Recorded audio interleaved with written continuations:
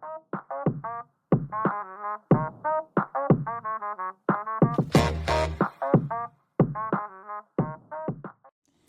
сайн байцгаана уу Жодиложи подкастны сонсогчдоо. Өнөөдөр би та бүхэнд одоо нэг шинэ дугаараа танилцуулахад бэлэн болсон байна. Өнөөдрийн дугаар маань болохоор клауд үйлчилгээнд одоо мэдээлэл хадгалах явцад тусцсантай холбоотой сонирхолтой кейс байгаа. За тэгэхээр манай багийн гишүүн Мига маань танилцуулахаар энэ хүү шүүхийн одоо шийдвэрийг бэлдсэн байгаа. За энэ маргаан бол 2025 оны 11 сард улсын дэд шүүхээр эцэлэгдэн шийдвэрлэгдсэн юм маргаан билээ. Тэгээ айгүй сонирхолтой маргааныг одоо болтол олж уншаагүй юугаа хийжсэн юм болоо гэж өөрийгөө бодсон гэхгүй. Тэгээд улсын дэд шүүхийн нөгөө шүүхийн шийдвэрийн тойм дээр бас тойм бэлтгээд оруулчихсан байсан. Та бүхэн тэр тоймыг бас унших боломжтой. За тэгээд маргаанд оролцогч талуудаа ер нь танилцуулаад эхлэе. За нэхэмжлэгч бол финтекийн үйл ажиллагаа явуулдаг. За яг хэлбэрийн хувьд бол нөгөө банк санхүүгийн байгууллага байгаа. За хариуцагч нь бол технологийн үйлчлэг үзүүлдэг компани байгаа. За нэхэмжлэгийн шаардлага бол гэрээний үүрэг зөрчсөний улмаас учирсан хохирол болох 265 гаруй сая төгрөгийг хариуцагчаас гаргуулъя гэж ингэж одоо ийм нэхэмжил гаргасан ийм хэрэг байгаа. За үйл баримтын үед юу болоод өнгөрсөн бэ гэд тэгэхээр нэхэмжлэгч финтек компани маань бол 2022 оны 9 сард хариуцагч болох тэр технологийн үйлчлэгийг үзүүлэх компанитай клауд үйлчлэгээний гэрээ гэдэг гэрээ байгуулсан. Клауд үйлчлэгээгээ тэгэхээр та бүхэн мэдж байгаа ер нь бидний хэрэглэдэг Google Drive ч гэдэг юм уу, OneDrive энэ төр хэлж байгаа онлайн орчинд одоо юугаа одоо файлуудаа шид юм уу мэдээллүүдээ оруулаад тэр нь бол ингээд онлайн ханаас ч хамаагүй хандхад байж идэг гэх юм уу айгу хар үгээр хэлэх юм бол тийм үйлчлэгээний гэрээ байгуулад мэдээллүүдээ бол хадгалдаг байсан. За тэгээд сар орчмын дараа бол тухайн клауд дээр хадгалчихсан байсан нэхэмжлэгч тэр компани мэдээллүүд нь бол бүхэлдээ устсан. За энэ дотор нь бол аль бие усны бүртгэлтэй 17 мянган хэрэглэгчийн мэдээлэл. За тэгээд зээлийн гэрээ байгуулсан 12 мянган харилцагчийн мэдээлэл. Идэвхтэй зээлтэй байгаа 3 мянган зээлдэгчийн тэр зээлтэй холбоотой бүх мэдээлэл буюу ер нь энэ харилцагч тус бүр дээрх бараг 90-100 төрлийн ийм хувийн мэдээллээс бүрдсэн мэдээллүүд. За мөн төрийн мэдээллийн нэгдсэн сангуудаас одоо төлбөртүүлж авсан тэр харилцагчдын талаарх одоо нөгөө KYC хийжсэн мэдээллүүд нь за нэмэх нь санхүүгийн чадвар дээр хийж байгаа одоо нөгөө скорингийн мэдээллүүд зэрэг одоо ер нь байж болох бүхэл одоо тэр үндсэн дата мэдээлэл нь энэ клауд дээр хадгалагдчихсан юм билээ. Энэ мэдээллүүд нь бол устсан. За тэгээд энэ мэдээллүүд устсны улмаас ямар үр дагаврууд энэ нэхэмжлэгч компанид үүссэн бэ гэхээр зээлийн мэдээллийн санд одоо зээлдэгчдийн мэдээллийг нөгөө нийлүүлдэг шүү дээ. Одоо энэ хүн ийм төрөний зээлтэй гэдэг мэдээллийг за тэр мэдээллийг нийлүүлж чадахгүй болох болно нөхцөл байдал үүссэн. Холбогд хууль тогтоомж заасны дагуу тайлан гаргаж чадахгүй болсон. За тэгээ нөгөө зээл олгогдсон хүмүүсээс зээлээ эргэн төлөвлөж чадахгүй болсон гэж байгаа. Энэ нөгөө ямар хүн дээр хэдийн хэмжээний зээл байсан бэ гэдэг мэдээлэл нас бүхэлдээ устчихсан юм шиг байгаа. Цахимар бүртгэгдсэн харилцагч зээлдэгч нартаа бол дахиж нэмж зээл олгох юм боломжгүй болчихсон. Гэж ер нь бол ийм нөхцөл байдлууд үүссэн. За тэгээ үүний улмаас бол хохирол олох өөрсдөө тодорхойлсноор 265 сая төгрөгийг гаргуулъя гэж ингэж шаардж байгаа. Хариуцагчийн зүгээс бол одоо ийм мэдээлэл технологийн үйлчлэгийг үзүүлдэг ер нь бол компани байгаа. За тэгээ энэ компани маань ямар хариу тайлбарыг өгдөг вэ гэд нэхэмжлэгч компани зүгээс бол манай компани буруутай үйл ажиллагааны улмаас мэдээлэл устсан, хохирол учирсан гэж ингэж хэлж байгаа боловч энэ одоо нөхцөл байдал үүсгэхэд манай компани бол буруутай болсон зүйлийг тогтоосон тийм одоо зүйл байхгүй. За бидэд ингээд урьдчилсан байдлаар шалгаад үзэхэд бол системийн шинжилгээ хийх явцад бол технологийн давхцгүй хүчин зүйлийн улмаас ингэж одоо энэ мэдээлэл устсан гэдэг ийм урьдчилсан дүгнэлтийг бид нар хийгээд байна. За тэгээд яг энэ нөгөө финтек компанитай манай байгуулсан үйлчлэгээ үзүүлэх гэрээг аваад үзэх юм бол манай компанид ийм тусдаа нэг ийм үйлчлэгээ байдаг гэж байгаа байхгүй. Тэр нөгөө нэг бакап гэж хэлдэг шүү дээ. Одоо өөр одоо онлайн дээр тийм устсан тохиолдолд тэр нөгөө одоо өнгөрсөн 7 хоногийн мэдээллүүдийг ч гэдэг юм уу дахиж авч болдог тийм нөөцөлж хадгалдаг үйлчилгээ ийм мэдээлэл одоо үйлчилгээ бол байдаг. Энэ үйлчилгээг гэрээнд зааснаар бол одоо тэр финтек компани манайхаас аваагүй. Тэгэхээр хэрвээ ийм нөөцөлтийн үйлчилгээ авсан байсан бол бид нар бол тэр устсан мэдээллийг ч юм уу нөөцөөсөө гаргаад өгөх боломжтой. Харин нөөцөлтийн ийм үйлчилгээ үзүүлээгүй тохиолдол яадаг вэ гэж тэгэхээр гэрээний 5.13 зааснаар бол одоо тэр хэрэглэгч нь өөрийн сервер доторх мэдээллийн аюулгүй байдал, гадны халдлагаас үүсэн гарах эрсдлийг өөрөө хариуцна гэд гэрэндээ бид нар заасан байгаа. За мөн гэрээний 5-ын 10 дээр нь болохоор хэрэглэгч өөрийн үүсгэсэн клауд виртуал системийн дотоод үйл ажиллагаа нөөцлөлт мэдээллийн аюулгүй байдлыг хангах асуудлыг бүрэн хариуцаж тасварлах үүрэгтэй гэж бол заасан. Тэгэхээр энэ гэрээний энэ заалтуудын хүрээнд бол ерөөсөө аюулгүй байдлаа бол тухайн финтек компани өөрөө хариуцж байгаа. За тийм учраас бид нар дээр бол ямар нэг байдлаар тэр мэдээллийг одоо тий ингэж нөөцөл хадгалах энэ төр үүрэг бол байгаагүй. Бид нар бол одоо энэ мэдээлэл устгах алга болох гэдэг эрсдлийг гэрээгээр хүлээгээгүй байсан гэдэг ийм хариу тайлбарыг өгсөн байнамаа. За тэгээд шүүхийн шийдэл рүүгээ орцгоё. Анхан шатны шүүх хэмжлэгийн шаардлагыг бүхэлд нь хэрэгсэхгүй болгосон. За ингээд клауд үйлчлэгийг үзүүлэх энэ гэрээнээс үзэх юм бол хэмжлэгч өөрийн мэдээллийг хариуцагчийн тэр серверийн тодорхой хэсэгт хадгалуулах. За тэгээд үүнийхээ тулд одоо төлбөр төлөхөөр тохиролцсон байна. Тэгэхээр энэ харилцааг аваад үзэх юм бол энэ нь иргэний хуулийн 318-ийн 1-т заасан түрээсийн гэрээний харилцаа үүссэн байна гэж үзсэн. Тэгээ энэ нөгөө түрээсийн гэрээ гэхээр maaхан ч одоо дийлэх тохиолдолд нөгөө юу гэж боддог шүү дээ тий. Одоо битийн объект түрээслэн гэж боддог. Яг хөө түрээсийн гэрээний зохицуултыг аваад үзэх юм бол нөгөө аж ахуйн үйл ажиллагаандаа зориулаад тодорхой эд хөрөнгийг одоо тодорхой хугацаанд хэрэглэх юм уу иймэрхүү нөгөө нөхцлөөр тодорхойлогдож байгаа. Тэгэхээр энд бол яасан бэ гэхэд тэгэхээр өөрийнхөө мэдээллийг серверийн тодорхой хэсгийг нь одоо түрээслээд тий хадгалуулж байгаа. Тэрнийхээ тулд мөнгө төлж байгаа ийм харилцаа байна. Тэгэхээр түрээсийн гэрээний харилцаа үүссэн байна гэж үзэж байгаа. За тэгээд үйлчлэгээний нөхцлүүдийг нь аваад үзэх юм бол серверийнхаа түрээсэлсэн хэсэгт хадгалж байгаа мэдээлэлд бол энэ IT компани бол нэвтрэх эрхгүй юм байна гэж байгаа. Одоо тэгэхээр одоо тэр одоо мэдээлэлд хандах эрх нь угаасаа л зөвхөн одоо тэр финтек компанид л байсан байна. За тэгээ үйлчлэгээний нөхцлүүдийг аваад үзэх юм бол хадгалагдж байгаа мэдээллийн үйл ажиллагаа шинжилэл болон аюулгүй байдалтай холбоотойгоор одоо холбоотой хариуцлагыг бол нэхэмжлэгч тал өөрөө хүлээсэн байна гэрээнд заасны дагуу. За тэгэхээр ер нь энэ нөгөө клауд үйлчлэгийг үзүүлэх гэрээний холбогдох заалтуудад үндэслэх юм бол тэр нөгөө мэдээллийг хадгалах үүргээ биелүүлээгүй байна гэж хариуцагчийг буруутгах үндэслэхгүй байна гэж хэлж байгаа. Нэмэх нь нөгөө нэг юу яасан юм бэлээ. Хөндлөнгийн одоо бас мэргэжлийн компани дүгнэлт гарсан юм билээ. За тэр дүгнэлтээр болохоор яг энэ мэдээлэл устгахад хэн буруутай байсан бэ гэдгийг тогтоох ямарч боломжгүй байна гэдэг дүгнэлт гарчихсан. Тэгэхээр хариуцагчийн буруутай үйлдвэрлэж улмаас энэ мэдээлэл устсан гэдэг үйл баримт тогтоогдохгүй байна. Тэгээд нөгөө талаасаа бас тэрийг хадгалах үүрэг хүлээгээгүй байсан байна гэж үзэж байгаа. Анхаачны шүүх за тийм ийм үндслэлээр бол нэхэмжлэгийн шаардлага бүхэлд нь хэрэгсэхгүй болгосон. За харин давзаалтгчны шүүх бол юу гэж үзсэн бэ гэхээр тэгэхээр анхаачны шүүхийн шийдвэрт өөрчлөлт оруулаад нэхэмжлэлийн шаардлагын зарим хэсгийг буюу нөгөө 265 саяас 41 гаруй сая төгрөгийг нь бол нэхэмжлэгчид гаргуулахаар шийдвэрлсэн.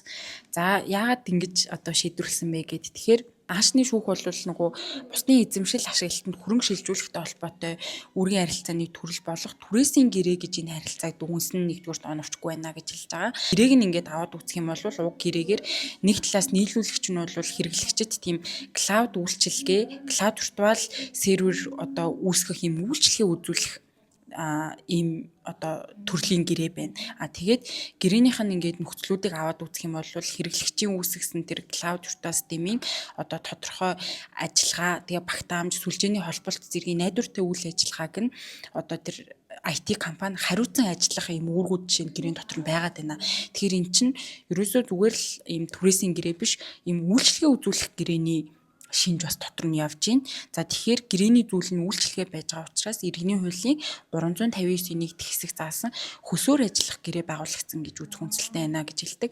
За тэгээд манай иргэний хуульд бол яг ийм шууд үйлчлэгээ үзүүлэх гэрээч гэдэг юм ийм нэр томьёо байхгүй.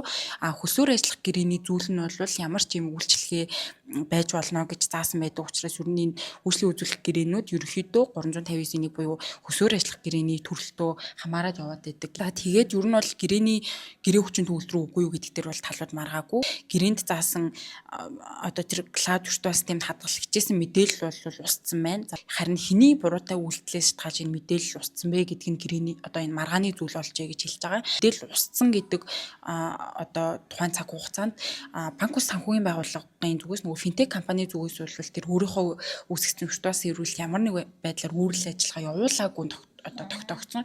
Нөгөө нэг шөнийн цаг байсан юм лээ. Тэгэхээр нөгөө финтек компаниас бол тэр клауд руугаа огт хандаагүй өнтер байсан. За харин хариуцагч буюу тэр IT компани зүгээс бол системийн шинжил хийж исэн гэдгийг нь бол тогтоогдсон.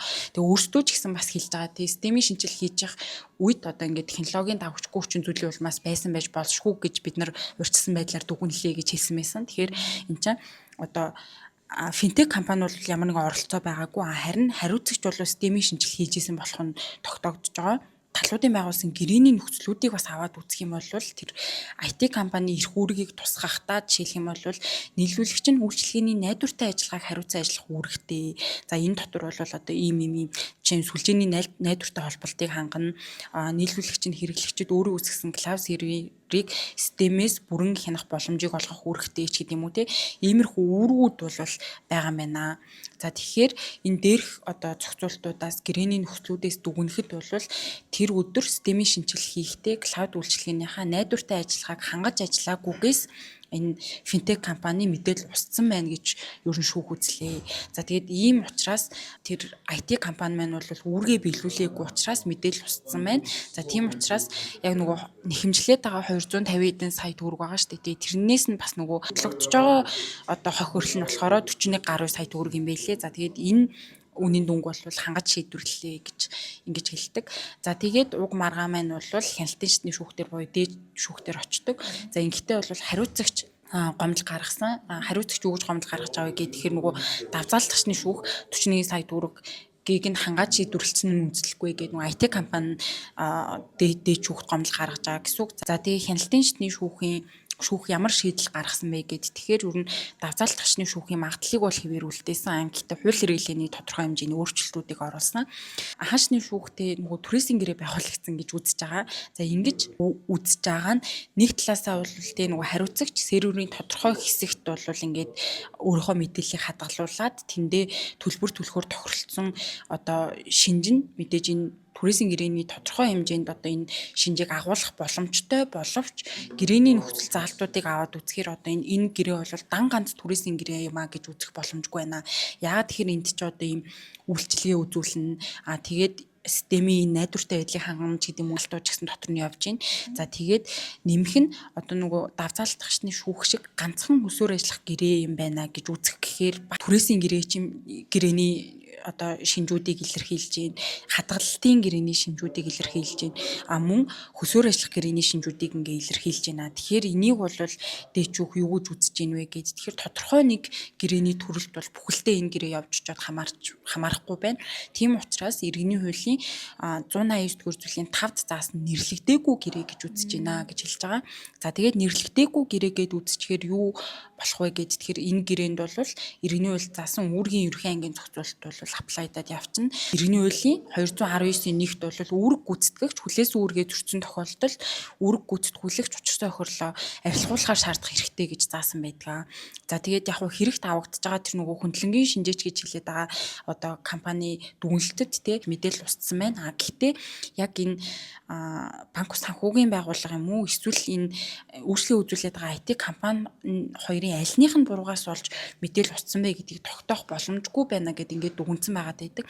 Иймээс бол яг энэ гэрээний агуулга зорилго талуудын эрх үүрэгт нийцүүлээд тухайн тэр мэдээлэл хэний буруугаас болж одоо устсан бэ гэдгийг илүү тэр нөгөө гэрээний эрх зүйн зарчмаар тодорхойлно гэж хэлж байгаа. За тэгээд талуудын хооронд байгуулсан гэрээний одоо тэр нөгөө IT компани эрх үүргийг ингээд аваад үзэх юм бол за тэр хэрэглэгчийн ашиглаж байгаа үйлчлэгээнд дэд бүтцийн доголдол саатал гэмтэл гарсан тохиолдолд одоо тэр финтек компани зөвшөөрлөхгүйгээр яаралтай арга хэмжээ авах, дахин ачааллуулах, төр зогсоох эрхтэй гэж жишээ нь байгаа.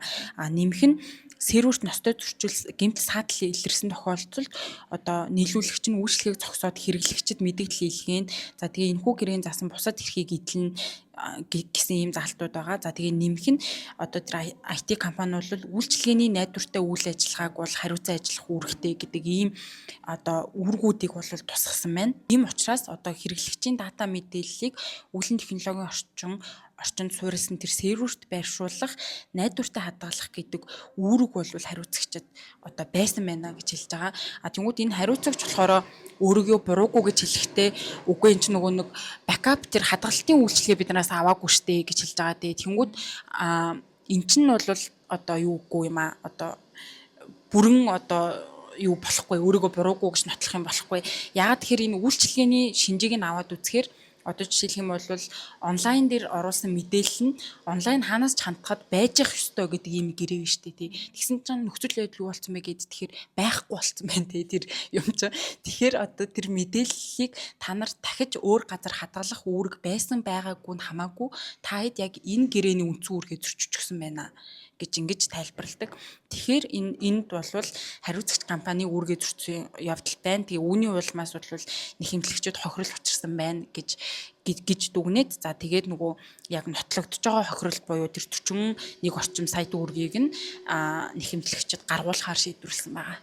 Энэ маргаан айгүй сонирхолтой маргаан байна тий. Тэгээд нөгөө олон гэрээний төрлүүд нэг доор ингээ холдоод ороод ирэхээр яг аль нь вэ гэдэг нь өөрөө шүүхтэр ч гэсэн хууль хэрэглээний асуудал үүсгээд тэнгууд нөгөө иргэний үйлч нөгөө гэрээнүүдийг бүлгэлсэн байдаг да нөгөө өмчлөөд шилжүүлэх, эзэмшил ашиглалтанд хөрөнгө шилжүүлэх, ажил гүйцэтгэх тусалцаа үзүүлэх гээд тэнгууд анхаачны шүүхийн хэлснээр түрээсийн гэрээ гэвэл нөгөө эзэмшил ашиглалтанд хөрөнгө шилжүүлэх гээд шилжүүлээл болчиход байгаа байхгүй тий. Өөр бид нарт ямар ч үүрэг байгаагүй гэж хэлэх гээд байгаа тий. Тэнгууд давх болгонгууд нөгөө хөлсөөр ажиллах гэрээгингүүд ажил гүйцэтгэх тусалцаа үзүүлэх болоод гэхдээ усын дэжүүхийн тэр нөгөө гоё тайлбар нь бол үнэхээр сонирхолтой санагдлаа тий. Одоо практикт угаасаа энэ нөгөө өгөгдөл датаны ингээд хэмжээ нөгөө технологийн хөгжилтэй холбоотойгоор амар их нэмэгдсэн. Тэнгүүд өгөгдлүүдийг одоо хаана хадгалж аваа гэхээр одоо хамгийн том хадгалтын юу нь клауд байгаа шүү дээ тий. Тэнгүүд ингээд айгүй гоё хууль хэрэглээний зарчмын ач холбогдолтой гоё шийдвэр гарсан юм уу л гэж харлаа. Энэ дээр нэг бас сонирхолтой санагдсан юм нь сүүлийн үед ер нь энэ иргэн дээр шийдэж байгаа. Яг хөө энэ зүгээр миний одоо надад таарсан кейсүүд л тийм байсан болохоор тийг санагдсан байж магадгүй шүү. Гэхдээ ер нь ийм нэрлэгдээгүй гэрээ, холимог гэрээ гэж дүгнж байгаа явдлууд айгүй их болоод байгаа юм шиг санагдаад байгаа байхгүй юу? Ер нь иргэний шүүхийн юунуудыг уншиж хахад тэгмүүд энэ болохоор миний бодлоор айгүй тийм сайн юм зүйл гэж бодоод байгаа байхгүй юу? Энд чинь нөгөө одоо эдийн засаг ч гэдэг юм уу те энэ нөгөө иргэний эрх зүйн харилцаа хөгжихийн хэрээр ерөөсөө юм ганцхан тэр төрлийн гэрээн дотор баригдсан гэрээ биш илүү юм гоё комплекс гэрээнүүд байгуулж эхэлж байна гэдгийг айгуу сайн тэгээд нөгөө талаасаа тэрийг шүүх бас тэгж харж байна гэдгийг айгуу сайн зүйл гэж бодоод байгаа байхгүй тэгэхгүй энэ бол аль гүйцэтгэл биш одоо хөсөр ажиллах гэрээ байсан байна гэд дүгнжиж гин гэдэг бол энэ илүү нөгөө хуйлтаа баригдаж шүүх бас шийдэл гаргаад байна уу гэж дүгнэх бас боломжтой. Гэтэл одоо яг энэ бол ийм холимог гэрээ ээжээ, энэ бол нэрлэгдээгүй гэрээ ээжээ гэж дүгнж байгаа нас айгүй ийм сайн зүйл гэж бодоод байгаа. Би бас нэг хальт нэг шийдвэр харж ирсэн. Тэгсэн чинь нөгөө хөөрөг хийгээд нэг хүн хөөрөг хийгээд тэгээд нөгөө хүнтэйгээ хамтраад хөөргөө зараад тэгээд хашгаа хуваана гэд тэгээд бас нэг тийм холимог гэрээ гэдэг үнсэн нэг кейс харж ирсэн юм байна. Тэнгүүд нөгөө яг мега гэлдгээр тэгээд нийгмийн харилцаа хөгжихийн ирээр хууль шүүх бас тэрнийгээ дагаад гоё юм бүтээлч тайлбарууд хийж байгаа нь бас айгу гоё сонирхолтой сурамжтай байна тий. Харин тий. За тэгэхэд энэ удаагийн дугаараа энд хүргээд дуусгая. Баяртай. Баярлалаа баяртай.